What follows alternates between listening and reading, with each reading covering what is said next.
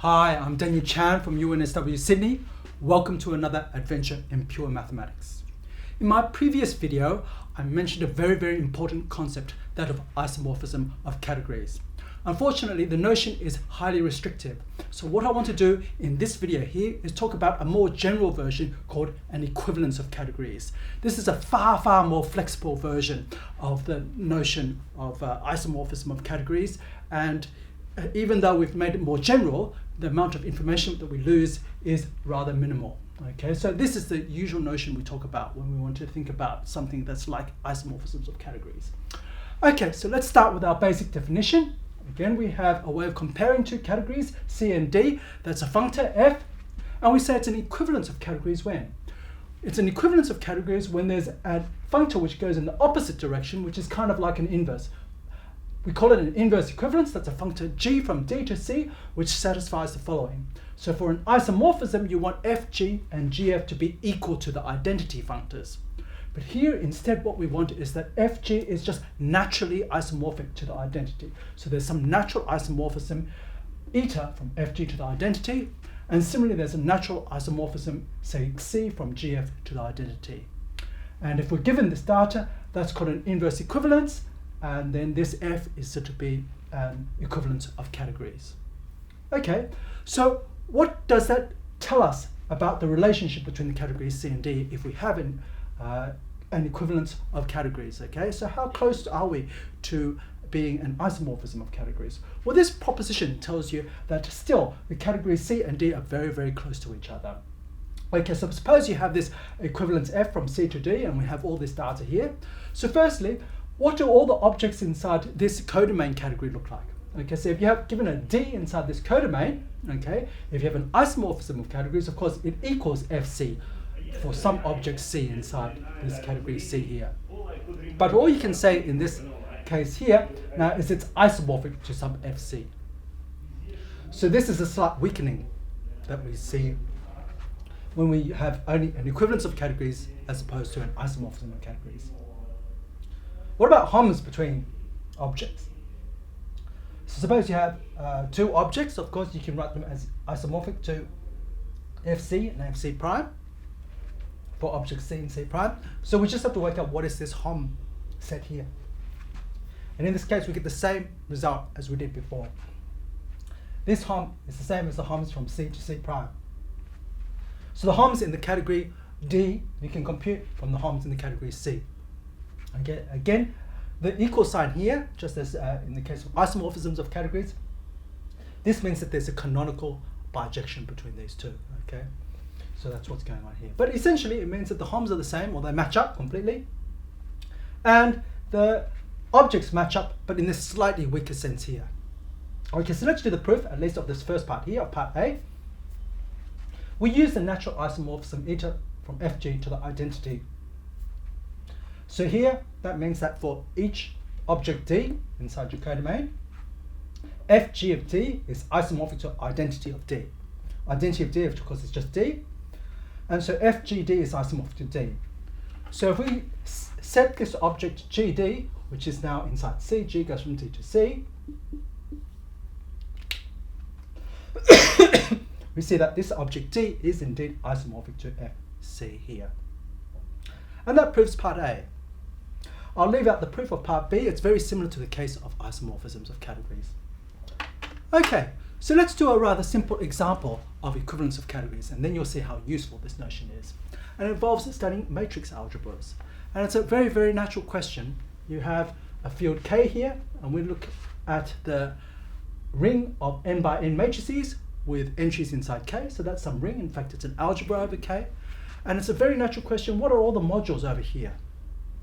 And what the notion of equivalence of categories is going to show you is that actually studying modules over here is just as easy as studying modules over here, and of course this is just vector spaces. Okay, so let's see how that works. Okay, so what we're going to do is we're going to need a little auxiliary object here, and that's the following. It's going to be basically just k to the n. Okay, so this here you can think of in two ways.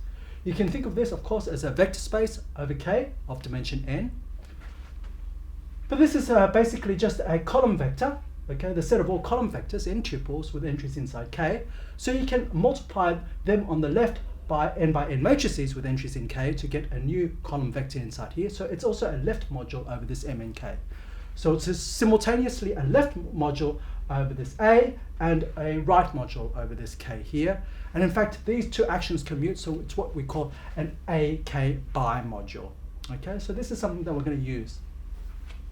And what we have here is that the two corresponding module categories, the category of A modules and the category of K modules, which is just the category of vector spaces of K, these are actually equivalent, okay, in the sense that we have inverse equivalences between them. So let's see how the inverse equivalences work, okay, so we'll call them F and G. Because the first one is the following, okay, so we're going to look at this Kn, which we can think of as an A module. Since this is an A module, of course, you can look at A module homomorphisms from Kn to an A module. Okay, so this is the Hom functor. And of course, being a Hom functor, that means that this is a set. Okay, but it's a set of maps from Kn to this A module. Okay, so in particular, since this A module here has an additive structure, you can add these Homs together.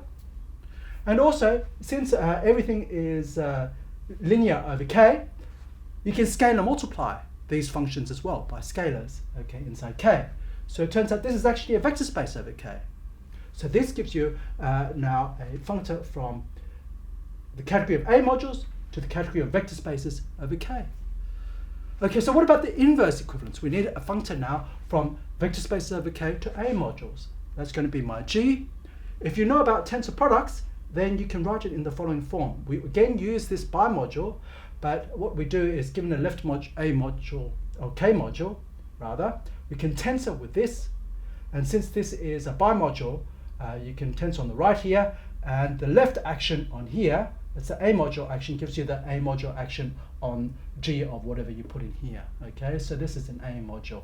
Okay, so if you don't know about tensor products, we'll just use this very naive definition of what this functor is here. Okay, so I need to define for you this functor G on objects in here, vector spaces, and also Homs, which are just linear maps. So if I'm given a vector space over V, what I can do is I can talk about V to the N. So what's that? It's just the set of column vectors, V1 down to Vn, where each of these entries are just vectors inside V. That's all that is, okay? So that gives you something which, of course, just being n copies of the vector space V, of course, it's a vector space itself, okay? So you can, in particular, add there. But I claim, actually, it's an A module, okay?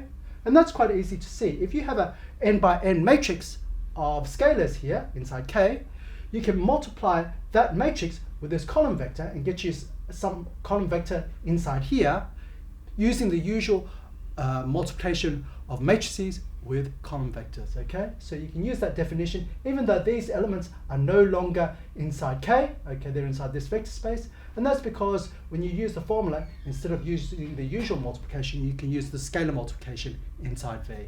Okay, so I'll let you think about that if you haven't seen that before, but it's a very, very standard sort of a procedure. Okay, so let's see what happens with this functor when we try to define on maps, okay? So suppose you have a linear map from V to W like this. We need an A module map from GV, which are just n tuples inside V, to GW, which are n tuples inside W. So how do we define that? Well, given an n tuple like this, okay, phi goes from V to W, so you can apply phi to each of the components, and that gets you something inside GW. And it's not hard to check that this will actually be A linear, okay? It's an A module map. So that's going to define for you quite easily. You can check a functor from G from vector spaces over K to A modules, okay? So before sort of stating why this is true, okay, let's just see what this means, okay? So I want to say this equivalence of categories means that really understanding this category just is the same as understanding this category here, okay? And this category is very, very easy to understand, okay? So let's just see one thing that you can get, okay? So for example, let's look at any object inside here. What do we know?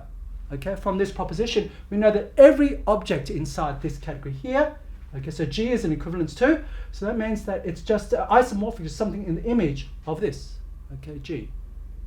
And one of the objects inside here, they're very simple to describe, okay? So one of the things about linear algebra that you learn is that every vector space over K is actually a direct sum of copies of K, possibly infinite, okay? But that's a true fact, okay? It makes it easy to understand this category of vector spaces over K, okay? So they're basically just built out of K in the simplest way possible. Okay, so that's what you have. So you just have some direct sum of K's, and everything inside here is isomorphic to G of something like that. So it's isomorphic to G of a direct sum of copies of K. But of course, G preserves, it's quite easy to see, it preserves direct sums. So G of a direct sum is the direct sum of G's, okay? So you just have to see now from this argument that in fact every module over this ring of n by n matrices over K, every module over that ring is just isomorphic to direct sums of copies of GK. And what's GK? Okay, you put V equals K here, it's just K to the n. It's this left A module here, okay? So that's really, really nice that the theory of modules over this, it's very, very simple. What do they all look like? They're just direct sums of copies of K to the n, okay? And that mirrors the fact that all the vector spaces over K are just direct sums of copies of K. Okay, so in that way, this illustrates how understanding this category here of vector spaces over K really tells you all that you need to know about this category over here. So one important remark to make about these two inverse equivalences, so f, which is the functor hom A from Kn blank, this hom functor here from A module to K modules, and the inverse equivalence G, which is tensoring by this Kn, is that even though they're inverse equivalences, they're actually not inverse isomorphisms. And it's very, very easy to see that, in fact. Okay, so let's see how that works. Let's just apply Fg in that order to a vector space V over K. And what do we get? Well, G of V, remember, is just Kn tensor KV, which is just n copies of V. And when we apply the F, which is this hom functor to that, we just get homs that are A module maps from Kn to Vn. Okay, so this is just any vector space over here. Okay, and when you apply Fg to it, you don't get back this vector space V on the nose. You get this vector space here, which is the vector space of homomorphisms, okay, which are A linear from Kn to Vn. Okay, so that looks quite different from this over here. Okay, so you can see really they're not the same at all. Okay, so they're not. So certainly F and G aren't inverse isomorphisms, okay? But being an inverse equivalence means that actually you have an isomorphism from this object here to V. So let's see how that works. And that's encoded in the following lemma here.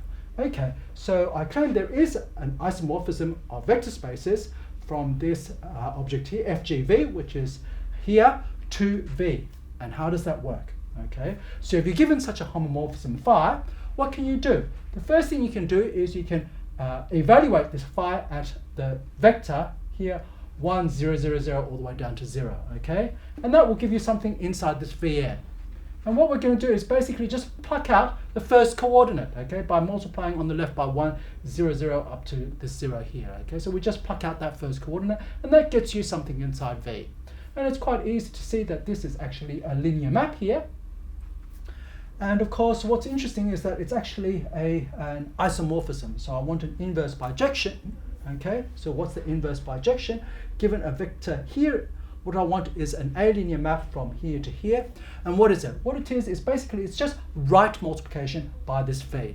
So what does that mean here? Right multiplication by this V. So suppose you're given an n-tuple of scalars, alpha 1 down to alpha n. Basically, I'm going to multiply on the right every entry by this vector V. So alpha 1 V down to alpha n V. Since V is inside this vector V, all of these are inside V, so that's an element of V to the n. Okay, so you can see quite easily that you have this at least as a map, and you can see also from the way it's defined, it's quite easy to see that this is actually A linear. Okay, it commutes, in other words, this right multiplication by elements of V commutes with left multiplication by n matrices with entries inside K. Okay, so that gives you a legitimate element inside here, and I claim these are actually inverses. Okay, so let's see why that's true. Okay, so the EC direction is the following. Okay, E to V composed with psi V is just the identity.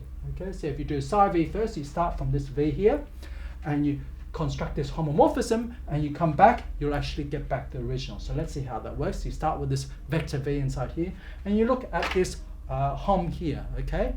So how do you go back from this hom, okay, to a vector here? You want to say you get back to this v here. So what you do is you evaluate this hom at 1, 0, 0, 0, 0. So you put in 1, 0, 0, 0, 0 here. So what you'll get is 1 times the v. So you get v here and 0 is elsewhere. And then you pluck out the first coordinate. So that gives you back your v. Okay, so that's quite easy, right? You see straight away that composition from v to here and back to v again is the identity. The more interesting part, and this is where you need to do a little bit of work, is to show the reverse composition is the identity. So you're going to start with this hom and show you get back to, and that's where you really need to know about A modules, okay? And you study the A module structure, okay? So this part is comparatively easy. So let's see how that works. I'll only prove it in the case n equals 2 just because it requires less space to write, but it's the same proof actually for arbitrary n. You just need to put dots in there and get bigger matrices involved, okay? So let's see how that works, and it's very, very nice how it works, okay? So we're going to show now psi v composed with eta v is the identity, so going from hom to v and back to this hom is the identity. So we're going to start with some hom phi inside here, and let's just find out some things about this phi firstly, okay? So in particular, this map here, okay? So let's look at phi of 1, 0. Okay, so the first thing is that you can write 1, 0 as this matrix times 1, 0. 1, 0, 0, 0 times 1, 0, okay? And since this phi is alinear, you can pull this out. So you get this matrix times phi of 1, 0. Okay, so let's work out what that is. So this is going to be some sort of a vector, of course. And which vector? So it's a vector with entries inside the original vector space V. Okay, so the bottom row here is 0, so you have a 0 in the second entry here. And the top row is what? Well, basically it's 5, 1, 0, and you just multiply by this row vector, 1, 0, 5, 1, 0. That's exactly the prescription that we have here, okay? That's that bit there. Okay, so that's the V. So the V matches up with what you have here. V is equal to this one in this example here, okay? Okay, so let's see what happens about when you evaluate phi at 0, 1. All right? Okay, so let's just do that. Phi at 0, 1. So I'm going to rewrite this 0, 1. How? As some product of 1, 0. Now with this matrix here, if you multiply this matrix, it's 1, 0, you'll get 0, 1. Okay, so this matrix here sends the first basis vector to the second basis vector. You can pull this out now, so you get 0, 0, 1, 0, 5, 1, 0. And what was 5, 1, 0 here that we computed? It's V0, with V equal to this thing here. Okay, so this is 0, 0, 1, 0 times V0, which is just 0V. Okay, so it's rather interesting. Once you know what phi does on 1, 0, okay, suppose it's V0, okay, so you just need to know this one element here. You know what it does on 0, 1, and that's because of the A linearity of phi, okay? It sends 0, 1 to 0V. And in fact, since phi is linear, okay, it's going to tell us where it sends every element of inside k to the n, here k to the 2. If you want phi of alpha beta, okay, so since it's A linear, in particular it's k linear, okay, you can write this alpha beta as alpha times 1, 0 plus beta times 0, 1. Okay, and A linearity implies B linearity, so what is this? Well, that means you have alpha of 5, 1, 0, so it's alpha of this plus beta of this. Okay, so let's write down what alpha of that first one, V0. Alpha of V0 is just alpha V there, and then beta of 0V is just 0 beta V, and when you add them together, you get that. Okay. So at the end of the day, what is this map phi? Okay, we started with this phi here. Okay, you go over here, and let's suppose you look at what this phi is equal to. What is this phi equal to? It sends alpha beta to alpha V beta V, and that's just right multiplication by V. Okay, and that V was this element here. So if you start with this phi, okay, you'll get this V, and then we saw that this phi is actually equal to right multiplication by V, and so we have that the reverse composition from this hom to V and back to this hom is indeed the identity, and that proves this lemma. Okay, so that's a rather wonderful result, and it gives you something that's useful when we try to prove the theorem that this F and G are indeed inverse equivalences. So I don't want to give you the full proof here, but I just want to show you basically how it works. So this lemma gives you this isomorphism from this hom from Kn to Vn, back to V. And what's more, you can show that this is actually, it is natural in V, okay? It's actually natural in V. So this should say functorial is actually natural in V. So that means you have a natural isomorphism, okay, from Fg to the identity. So as you vary this V here, okay, over all vector spaces, you'll get a natural isomorphism eta from Fg to identity. And the only thing that you need now to do is to construct a natural isomorphism from Gf to the identity. I won't go through how that works, but basically you follow a similar procedure to what we have done here. Okay? And in this way, you can prove this theorem and basically show that the study of modules over the matrix algebra is essentially the same as the study of vector spaces over the field K. And the reason why that's true is because we have this notion of equivalence of categories. And even though this is weaker than the notion of isomorphism categories, it's still useful enough to show you that the theories really tell you a lot about each other. Okay, so that's the point of the notion of equivalence of categories. I hope you enjoyed this adventure in pure mathematics.